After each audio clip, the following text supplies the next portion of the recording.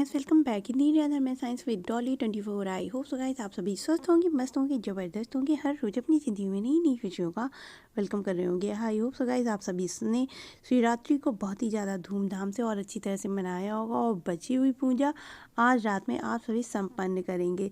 तो इसी खुशी के साथ शुरू करते हैं हम आज की वीडियो।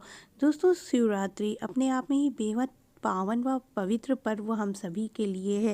लेकिन आप जानते हैं, शिवरात्रि में अगर शिव और शक्ति के जन्म का हम कहीं कोई अध्याय ढूंढें तो किसी भी वेद पुराण में कहीं भी ऐसा लिखित रूप से नहीं प्राप्त है कि शिव और शक्ति का जन्म कहाँ है।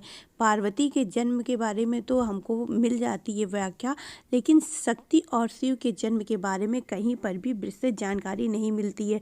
तो कौन है शिव और शक्ति, क्या है इनका राज, इसी पर हम थोड़ी सी चर्चा करेंगे गाइस। लेकिन उससे पहले यदि आपने मेरा चैनल अभी तक सब्सक्राइब ना किया है तो please subscribe my channel.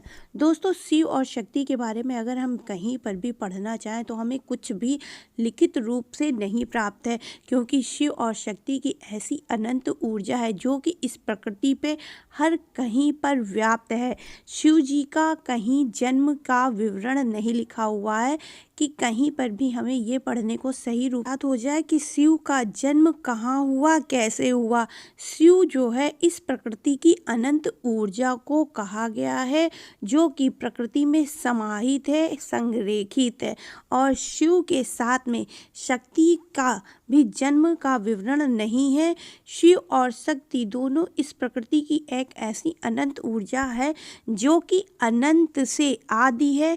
Shiv के माता पिता नहीं है, ये अजन्मे हैं। लेकिन आपको मालूम है, मानव शरीर भी अपने आप में ही शिव शक्ति की ही ऊर्जा का एक पवित्र केंद्र माना जाता है।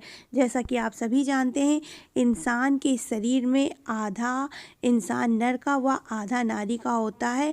हर कोई, जितने भी स्त्री पुरुष इस जगह पर सभी लोग आते हैं, वो सभी जो है अर्धनारीश्वर का अवतार माने जाते हैं, शिव और शक्ति की ऊर्जा का केंद्र माने जाते हैं।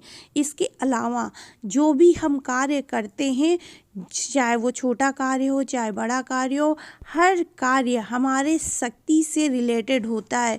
जहाँ कार्य करने की हमारी क्षमता, शक्ति जिसके द्वारा हम अपने कार्य को संपूर्ण करते हैं, उस शक्ति को ही माता शक्ति का स्वरूप माना जाता है।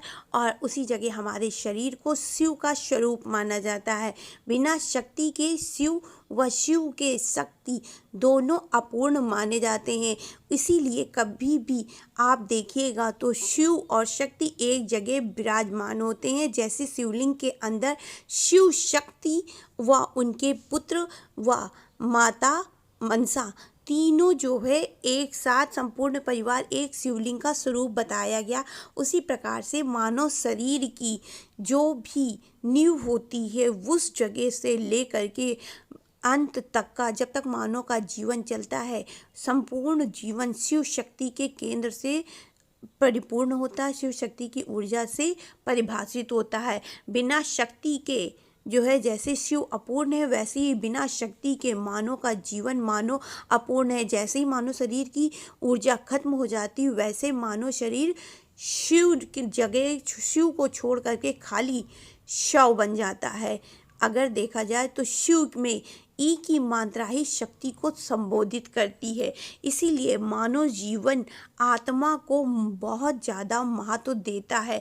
हमारे अंदर की जो आत्मा होती है वही शक्ति का मूलभूत स्वरूप है, मूलभूत आधार है। हमें अपनी आत्मा को निरंतर इस तरह से प्रेरित करना चाहिए, इस तरह से अग्रसित करना चाहिए जिससे हमारे जीवन में हमेशा खुशियाँ व संपन्नता आए।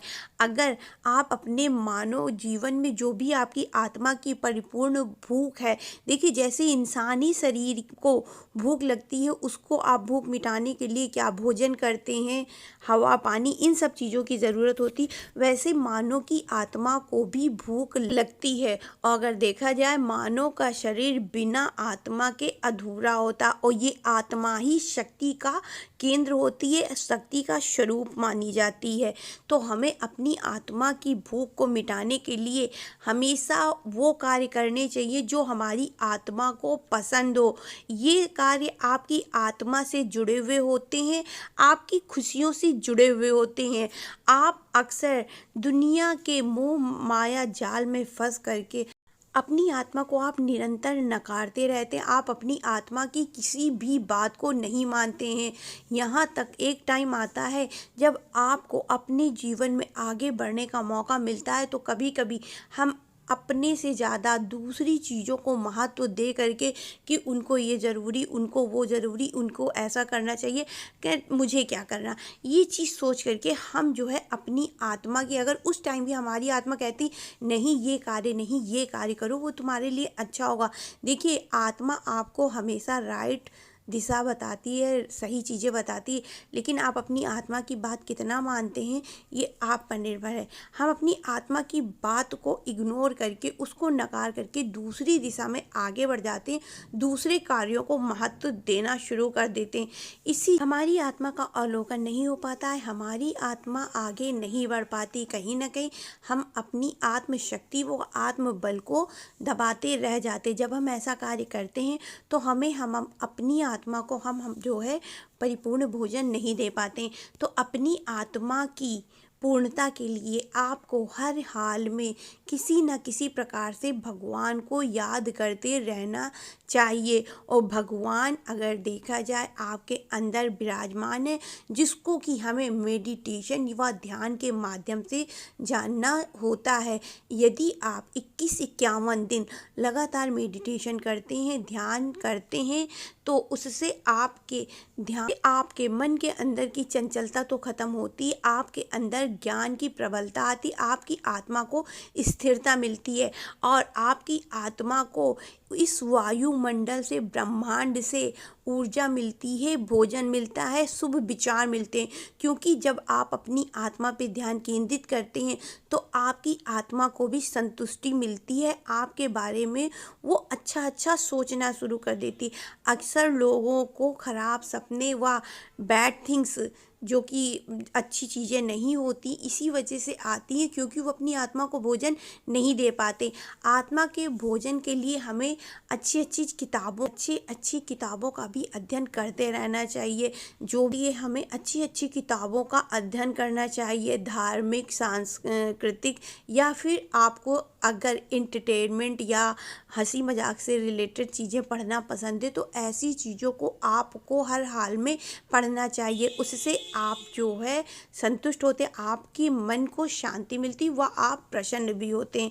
जब भी आप प्रसन्नचित होते, आपकी आत्मा की भूख मिट चुकी हुई होती है।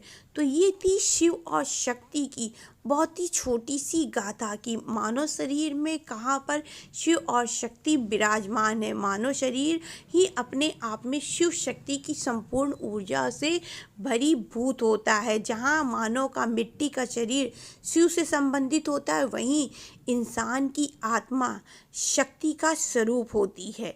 तो आई होप सो गाइस, मेरी दी हुई जानकारी आपको पसंद आई होगी। पसंद आई हो तो please like, share and subscribe my channel. Radhe Radhe guys, her her Mahadev.